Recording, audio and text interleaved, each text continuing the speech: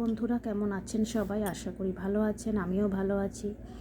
আজকে আমরা বাচ্চাদের কিভাবে অতি সহজে খাতার মধ্যে লেখানো যায় এস তাই শেখানোর চেষ্টা করব। এ নিয়ে আমি ভিডিও বানাচ্ছি। এস ফর স্নেক, স্নেক মানে সাপ। বাচ্চাকে কিন্তু বারবার বলতে হবে। পড়া হয়ে গেলে লেখার পরেও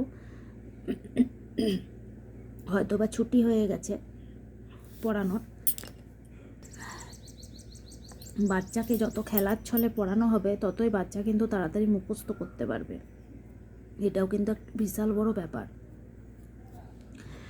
শুধু লেখালে হবে না, পড়াতেও হবে, আবার শুধু পড়ালে হবে না, লেখাতেও হবে, তাই তো? তো এই হলো এস ফর স্নেক, স্নেক মানে সাপ।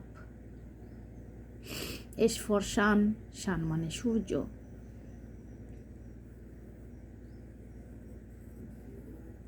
হ্যাঁ, এই তো হয়ে গেল। এরপর 4 লাইন্স কপিতে কিভাবে লিখবো, 1 2 3 4 এভাবে হবে 3টি দাগের ভিতরে ক্যাপিটাল লেটারের এস। ভিডিওটি ভালো লাগলে অবশ্যই লাইক করবেন, চ্যানেলটি সাবস্ক্রাইব করবেন।